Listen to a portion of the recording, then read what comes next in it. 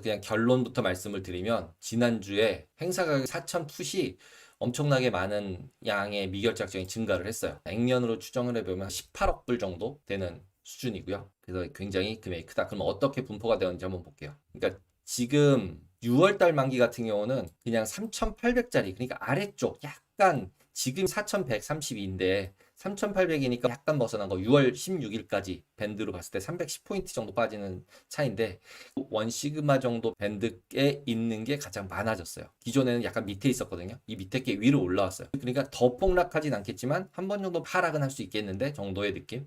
한마디로 폭락은 조금 주저주저하는, 폭락은 아닐 것 같다라는 느낌으로 좀 바뀌었다. 그 다음에 이번 주말 만기죠. 이번 주말 만기는 어떤가 하면은 내재 변동성 같은 경우 약간 떨어지는 수준이긴 한데 이쪽 4,000풋짜리가 너무 증가했어요. 지난주 여기 스케일을 보시면은 지난주 거 자료 찾아서 보시면 여기 위가 5였어요. 오케이. 이 정도 수준이었는데 지금 꼭대기가 12.5K랑 여기 15K예요. 15,000계약. 만계약 정도가 2빌리언 정도예요. 20억 불. 한 2조 3천억인 거죠. 우리나라 돈으로 하면. 그래서 보시면은 이게 거의 4265 계약이 미결작정이고 이때 그 옵션 가격은 제가 금요일자 종가로 찾아보니까 3.7포인트더라고요. 프리미엄으로 따지면 이미니 같은 경우에 50 곱하기 3.7달러 한 거가 한 계약인데 한 계약이 3천만 원 정도 하니까 미니 같은 경우는 20만 불 정도 하니까 하나에 그래서 곱하기 만 계약하면 2조 원 정도 되는 거예요. 아, 마이크로가 2만 불이고 그냥 이미니가 20만 불이에요. 그래서 20만 불 곱하기 해가지고 쭉 하면 2빌리언 정도가 나와요. 그래서 그렇게 보시면 될 것 같아요. 그래서 지금 현재로는 4천짜리에 굉장히 풋이 굉장히 몰려 있는 상태가 발생을 해버리고 말았는데 이거에 대해서 추정을 해보면 마켓메이커가 롱일까 숏일까 생각을 한번 해보시면 지금 요 뒤에 거를 제가 적어드렸잖아요. 3,950을. 3,950을 적어드린 이유가 뭐냐면 지난번에 말씀드렸던 제로디티 같이 숏텀 옵션을 하시는 분들이 미국 사이트를 보니까 스프레드로 다 거래를 하고 계시다는 거예요. 그래서 4,000 팔고 3,950을 매수해야 한 포지션이 이만큼 된다고 보여요. 지난주 같은 경우는 4,000하고 3,950하고 비슷했거든요, 숫자가. 그래서 그러면은 그 부분만큼을 빼면은 한 만 계약 정도 러프하게 만 계약 정도 되니까 한 2빌리언 정도가 열려 있지 않을까? 만 계약보다는 좀 적어요. 그 부분만큼의 포지션이 열렸는데 그 남은 포지션은 매수일까 매도일까 보시면은 매도한 포지션은 4,000을 매도하고 3,950을 매수한 포지션으로 고객들이 가지고 제로 DT 한 사람들이 가지고 있다면 한 만 계약 정도는 누군가가 네이키드로 지금 매수를 한 거죠. 근데 이거 두 개가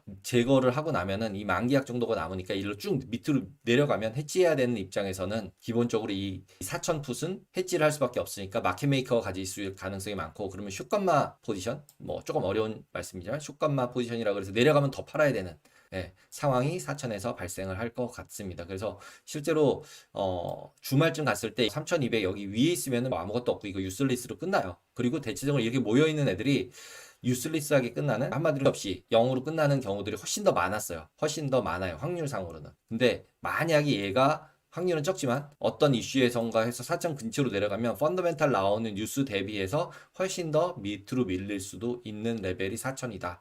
라고 보시면 될 것 같아요. 그래서 프로핏 테이킹을 뭐 어떻게 계획을 하시고 계신지에 따라서 다르겠지만 4천 레벨에 가면 더 밀릴 수도 있다. 그리고 그게 끝나고 나면 그 다음 날은 급락을 했던 것만큼 리커버리 되거든요. 그러니까 오히려 매수를 하겠다 그러면 4천이 깨졌다. 4천 근처로 왔는데 와 내려갔으니까 매수해야지가 아니라 조금 더 아래다가 깔아놓는 리밋 오더로 깔아야 한다면 내려간다면 그래서 내려간다면 매수를 해야 되면 4천에 매수하기보다는 4천보다 좀 더 밑에 쪽에다 매수를 해놔도 충분히 체결시킬 수 있지 않을까라고 생각이 듭니다. 그리고 4천 근처에 여기 쏘는 것처럼 지금 설명드린 이런 이유로 변동성이 확대될 거라고 예상이 들어요. 나스닥 같은 경우도 약간 12,000하고 이번 주 같은 경우 12,700에 3.66% 정도 하락된 레벨이거든요. 현재 지수 대비로 3, 4% 정도는 하락 가능성이 있는 쪽에 베팅을 한 게 개수상으로 보면 많죠. 그래서 지난주랑 이제 지지난주랑 비교를 해보면 지난주에는 약간 하락 쪽의 베팅이 계속 늘면서 끝났다. 라고 보시면 될 것 같습니다.